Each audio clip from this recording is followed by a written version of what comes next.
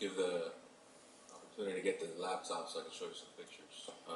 But I can start on some of the discussion before I show you the pictures anyhow. I'd like to structure this and take your questions at any point that you would like, but I think there's an elephant in the room that has to be addressed. I think that the way you evaluate a police department is on crime rates and outreach to the community. I'd like to touch on some of those, and then I'll take any of your questions that you may have or comments. Last time we were here, Mr. Chairman, real quick, if I may.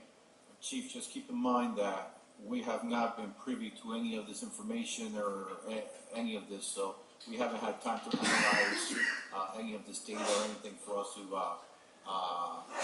propose certain questions. So sure. It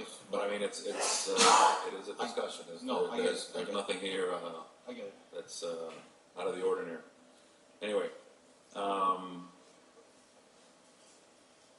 the storage container issue. The reason that occurred in the early 2000s is because we have to keep this evidence for 99 years. At that time, the leadership of the department, or in that section, decided that this was taking too much space up in our limited evidence room and decided to move this outside. So that's how we began the road to where we're at today. Somewhere around 2012, there was discovered that the outside of the container was beginning to deteriorate, and the process began to replace that container. Unfortunately, there was no other solution identified to this issue other than to replace the container that was there.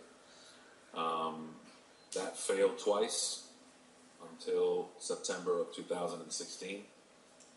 There was a number of failures in the police department and in the procurement process that led to that. On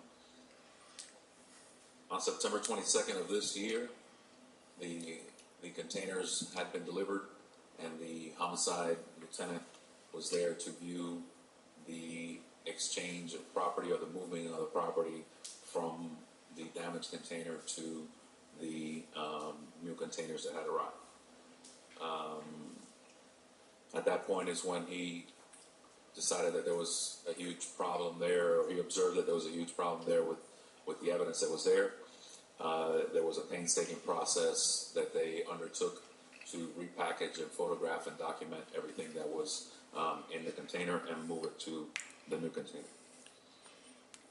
So far in our review, just taking you back, in this container was homicide and other evidence from cases going back as far as 1975 up to 2011.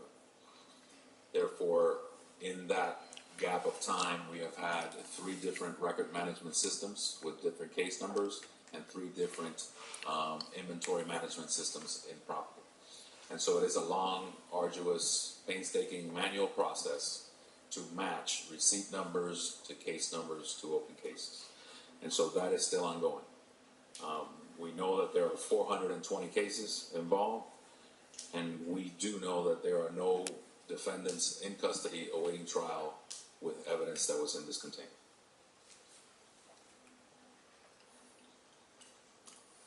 Changes that were made as a moving forward point. There has been a change in executive leadership in that section, and more supervisory staff was added. On January 24th, I will meet with the independent auditor, who is who's got quite a resume of doing this around the country and around the world. And so we will begin the process of auditing our policies, our procedures, the training of our employees, and how we conduct the property and evidence room at the police station.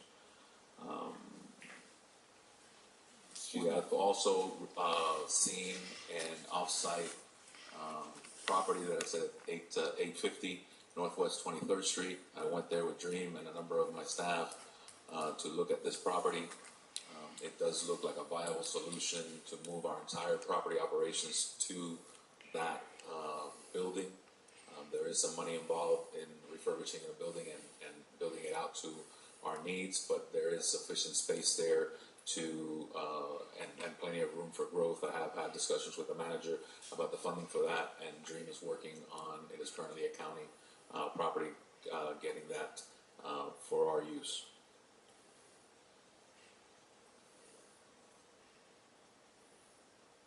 So this is what the new container looks like at the property section now. This is the inside of the second container, which is currently being filled with evidence. This is what the area looks like with the two containers. Where that dumpster is depicted is where the old container was. As you can see, that's what accelerated the deterioration process because it was catching rain and runoff from I-95.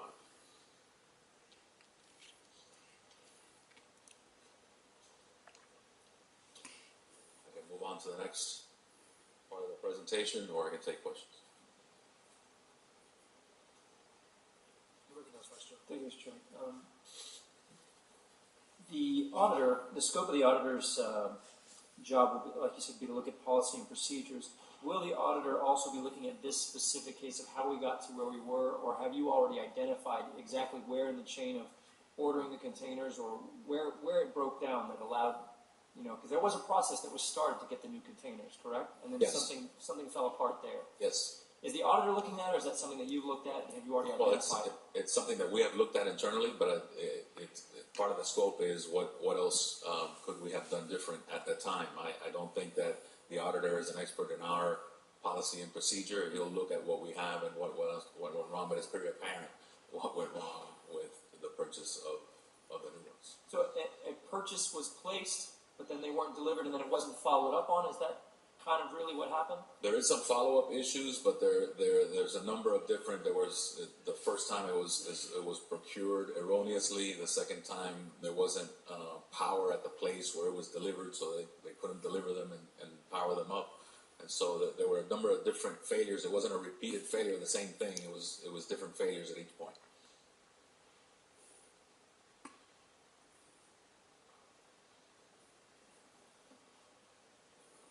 Mr. Chairman? Who is the auditing firm or company? And you say it's a pretty impressive resume. Can we have a copy of that? Yes. I will pass it out. I Yeah. have the name of the company and their resume and their all of the audits that they have conducted. The last two audits that they conducted last year was the United States Secret Service and the D.C. Metropolitan Police in Washington, D.C. Those are the last two that they conducted. What about Kalia? What about? Kalia. That's how we call it in the county. Kalia.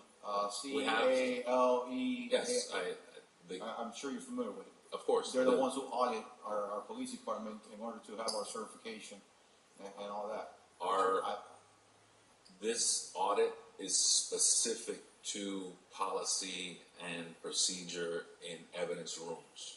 Kalia has standards that they ask us to comply with regards to policy and how we operate, but I think it's important to focus on just the operations of property with an expert in property and evidence to say this is what you should be doing and this is what you're not doing correctly now and this is what you should change. And these are the training classes that you should be sending your folks to so you don't get into this problem or have a different problem. Do you know how often that storage container was accessed during the time that it was deteriorating or greatly deteriorating? I don't know that answer. I don't have the answer.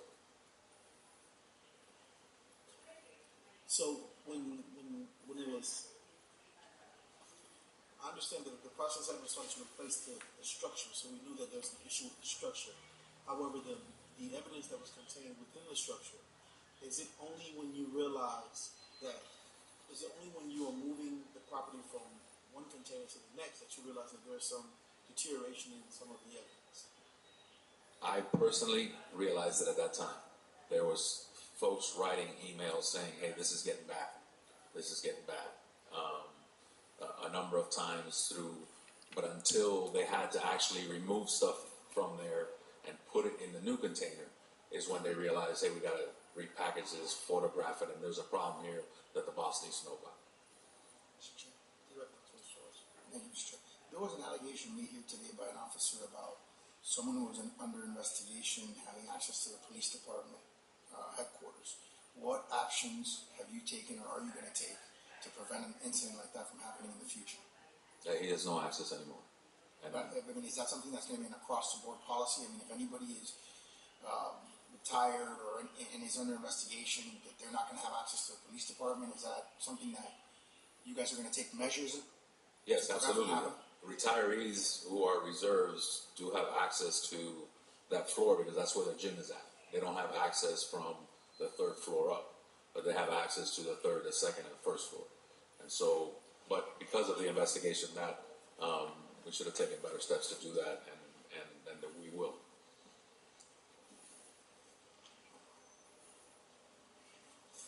Yeah. The last case that you spoke about, you said that you had evidence for cases that went back, I think you said from about the 70s to about 2011.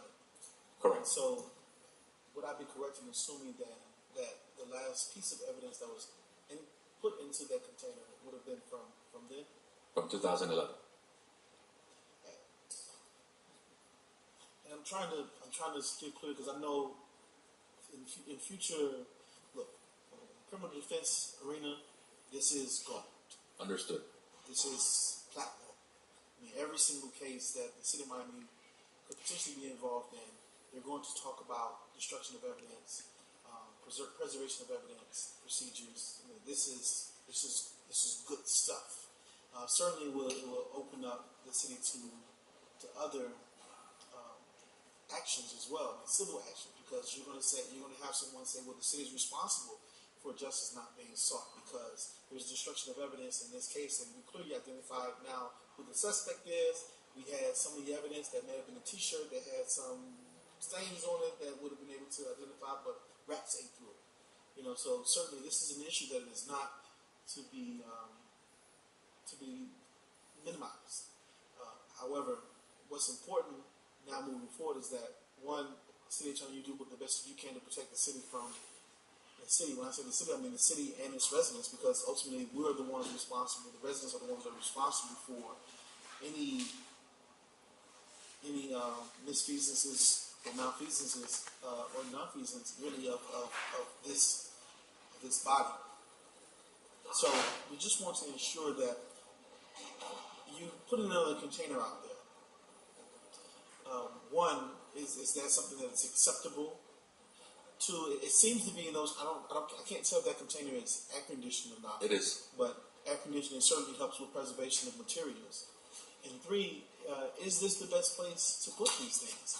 I mean, we've in the city of Miami, we've seen, and outside the city of Miami, we've seen that places that are underneath the expressways can be a lot of different things. Certainly, the police department has proven that it's been storage containers. We put cars there that are for sale that have been confiscated from individuals. It would be all things that aren't particularly attractive and certainly don't invite people to gather. And so the question then becomes, where do you put certain types of evidence? Certainly the building that you described earlier, there may be a better place to put evidence. I've seen in other cities, in New Jersey, etc., that they have items that are extremely important that to the community itself. So items, I'll give you an example, items that may have been from the World Trade Center, something of that nature, that the owners put in a museum type. It's almost like a museum, but it's really for storage. And some they display, some they do not, but all protect what it is that they're trying to preserve. And certainly, I think evidence is that thing that needs to be preserved. It needs to be protected. So I just want us to think further than the preservation of the evidence today. And certainly 99 years is a long time. But we've seen why you need to keep evidence that long, because there are people who have been wrongfully convicted 25 years ago. And now with the modern advent of certain technologies, they've been vindicated. And so, this evidence is important to everyone. And I know that you know that it's important. and it's not something that we are happy with, and it's not something that we are not upset about that this happened, but it happened. And so now we need to do the best that we can to continue to preserve not only that evidence, but future evidence. And so what I like to see is a more long-term plan, and certainly a more long-term plan to see how we're going to preserve evidence so something like this doesn't happen any longer. This isn't the first time that evidence has been destroyed or damaged in policing in the United States of America. And it won't be the last time. Hopefully the last time here in the city of Miami, though. And so, we just want to ensure that this type of evidence is preserved so that we can solve crimes in our community. I think we're safe for the short term here because we have them in new containers. I think the new property or the old property, to move our entire property operations to there is the next step in a medium-term solution. The longer-term solution is the fact that we need a new police building. That building is no longer adequate. It was built for 900 officers, and we're 400 above that. And so not only just in workspace, but in storage space and evidence containing and all of that, we need to look at a long-term solution being a new police building. But I think that mid-term solution should be this building being retrofitted to be property operations. I'll tell you, certainly if I had the capital to do it, I would open up myself a 100,000 square foot storage unit that had all the different protections that police would need, and make that the place where police officers would come and bring their materials. Waive the conflict for me, and I'll make some money off of this. So I say that to say somebody's looking at this and they know this is an opportunity to provide storage for these types of sensitive pieces of information. And there's some individuals that made a lot of money in storage, data and hard storage. So we're seeing the proliferation of storage units in the city of Miami because obviously they're making money. And so maybe this is something that someone's listening and watching and learning that there's an opportunity here. Thank you for that, sir. Any further discussion? Oh, you have more. You have more, right? Yeah, I have. There was.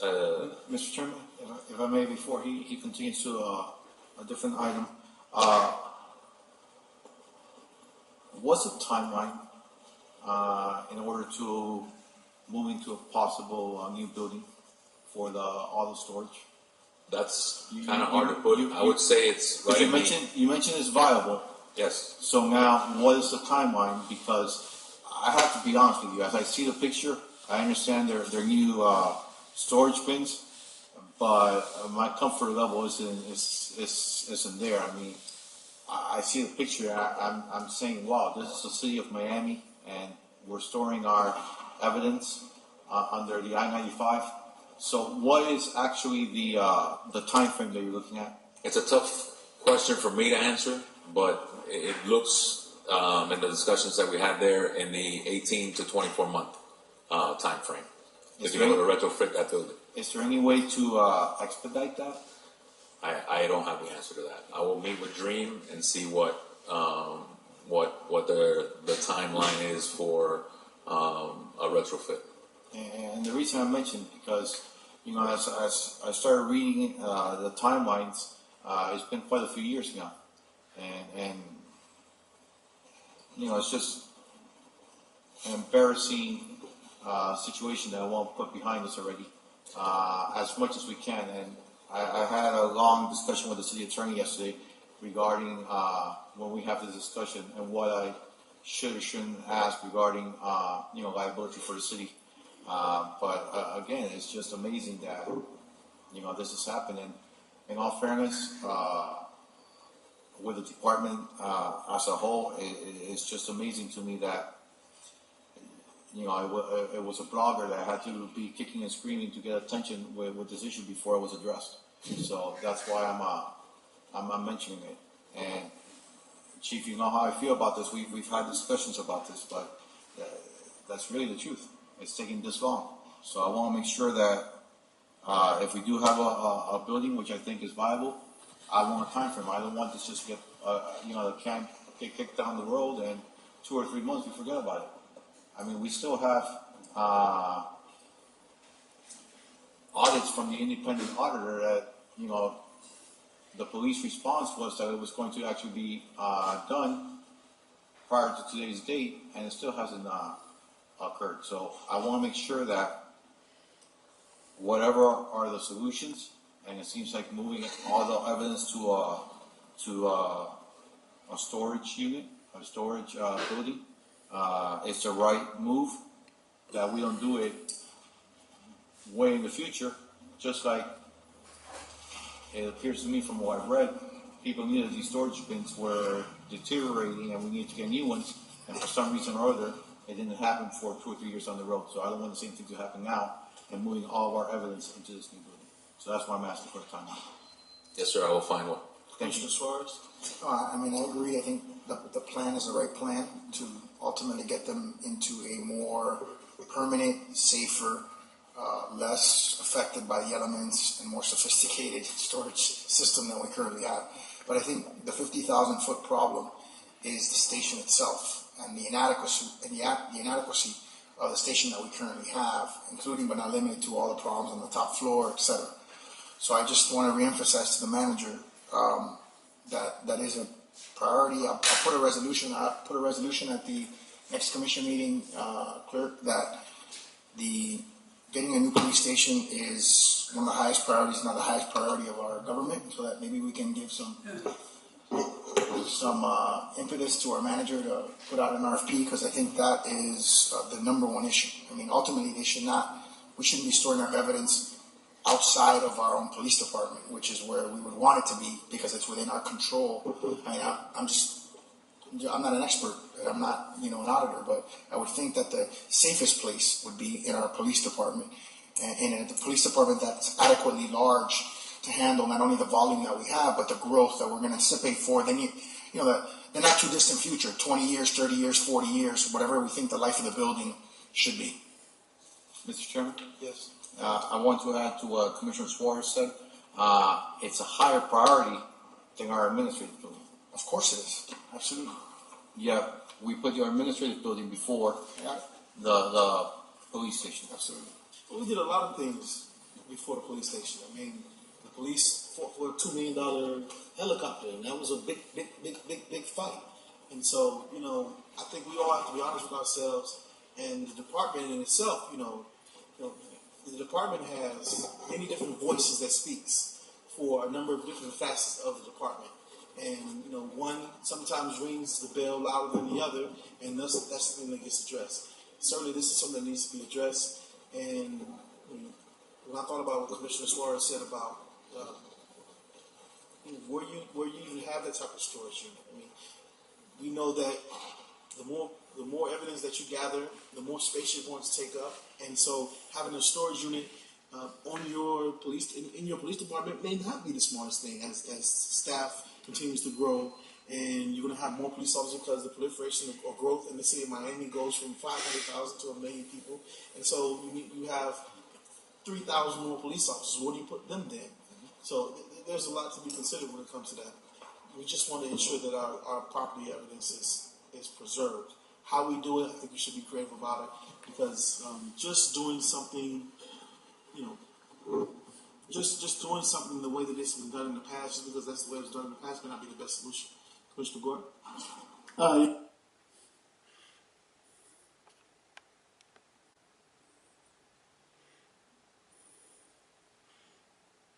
Now, my understanding is that the building you're looking at is 850 Northwest 23rd Street. Yes, sir. That's a city-owned building that was being used by the county. We brought it up to DREAM about 2 years ago, but we realized that the county was no longer there.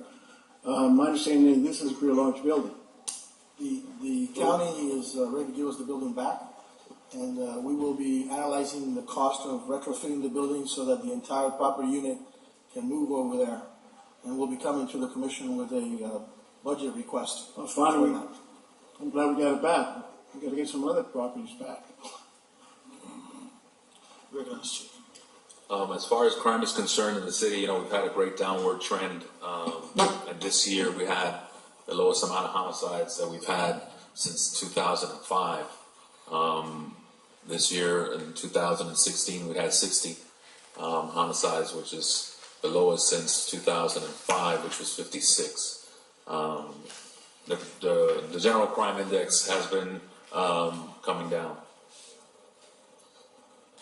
Now you can see the mid-year. I didn't do the end of 2016 because we haven't UCR'd it yet. But the mid-year, which is the orange, shows the same similar crime trend decline. We'll talk about staffing. This is where we're at today. We're at 1338. We're at 100% staffing. We still have the 2016 list. I anticipate making anywhere between 30 and 40 hires from the pool that is left. And we will begin a recruiting drive at the end of this month to start a new list in order to continue to hire in anticipation of the September retirements, which at this point I believe there are 102 that will be leaving at that time.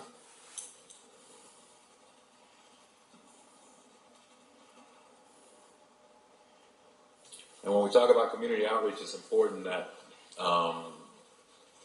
the Miami Police Department was recognized for a lot of our outreach during 2016. I did go to the White House on the President's 21st Century Policing, and we were recognized for our social media platform and outreach that we've had. And I think that that's something that we can all be proud of. Those certain segments of the community, and probably all of us have had a conversation at one point or another that when you talk to folks about the crime rate, they really don't care if they've been a victim of a crime. The rest of the crime rate really doesn't impact them in any way. What's important is our outreach and how we project ourselves to the people that we serve. If you have a good citizen police encounters, it goes a longer way than having a lower crime rate. But I think if we can do both, we're all better off for it. Oops. Oh, that's it. Do you have any further questions for our police chief? Seeing none, thank you very much.